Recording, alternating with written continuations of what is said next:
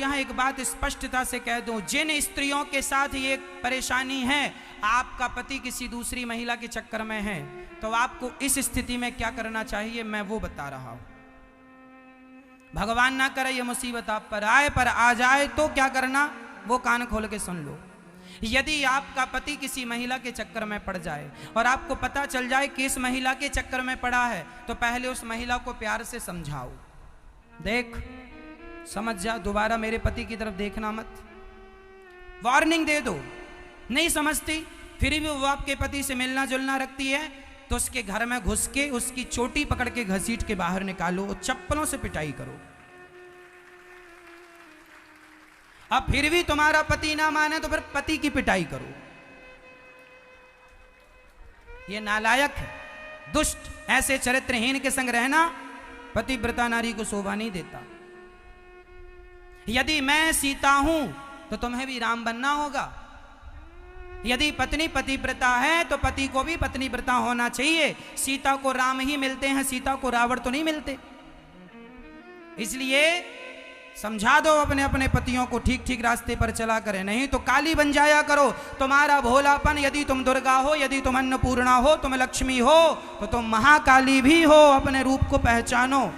जरूरत पड़ने पर दुर्गा, जरूरत पड़ने पर अन्नपूर्णा, जरूरत पड़ने पर लक्ष्मी और जरूरत पड़ने पर महाकाली का रौद्र रूप ले लिया करो, तब ये सुधरेंगे। तुम्हारे पति लोग नहीं सुधरने वाले नहीं है।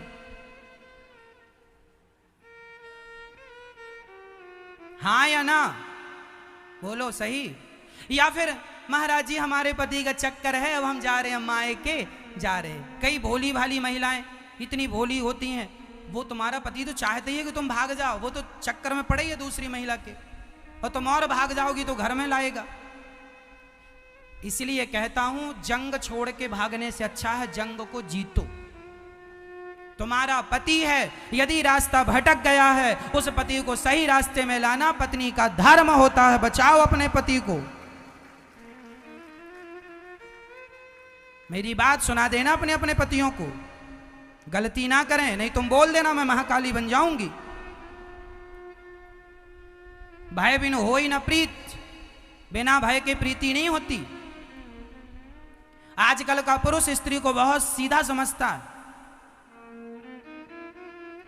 वैसे कई स्त्रियां भी पतियों को जमाती रहती हैं, कल ही सज्जन बता रहे थे। हाँ। तो आप लोग वैसे ही देखो, ज्यादा यदि आप लोगों का स्वभाव तेज हो और ज्यादा यदि मारती वारती हो पति को, तो जरा कम कर देना, नहीं तो पति जी कहेंगे महाराज जी हम तो पहले ही पिटते रहे, आप और पिटवाने के चक्कर में हो। हम तो न्याय संगत नीति संगत बात कर रहे हैं। तुम्हारा पति रास्ता भटक जाए उसके लिए दंड है ना।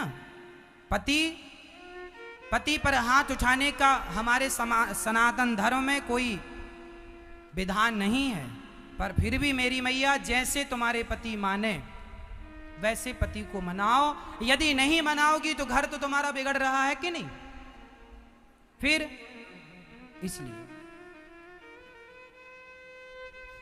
राम जी समुद्र के सामने हाथ जोड़ के खड़े थे, मान जाओ समुद्र भैया रास्ता दे दो, मान जाओ। 3 दिन हो गए नहीं आया।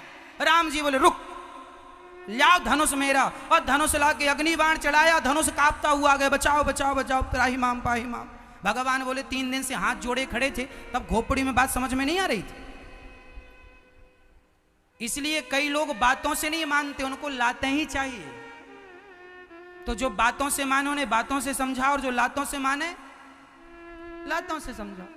तुम्हारा पति बातों से माने तो बातों से समझा दो, नहीं फिर आखिरी ऑप्शन रास्ता ना भटके कोई, चरित्रवान बनना है। ना पुरुष अपने रास्ते से भटके, और ना यदि पत्नी रास्ता भटक जाए, यदि वो अपने पुरुष को धोखा देती है, यदि वो अपने पति को छोड़कर पर पुरुष के साथ जाती है, तो ऐसी पत्नी को पहले समझाया जाए। यदि ना समझे तो ऐसी पत्नी का परित्याग कर दिया जाए।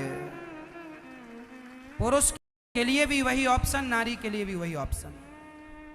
दंड देकर उसका दंड देकर उसका परित्याग कर दिया जाए। यदि नारी अपने स्वरूप से भटक गई, यदि अपने पति को छोड़ के पर पुरुष से संबंध बनाती है, ऐसी स्त्री का परित्याग कर देना चाहिए। पहले समझाओ, मान जा, गलत रास्ते पर चली गई है, आजा लौट के रास्ते पर। पति समझाए, ना समझे तो मार के समझाए, फिर भी ना समझे, तीसरा ऑप्शन है त्याग। त्याग देना चाहिए ऐसी स्त्री को।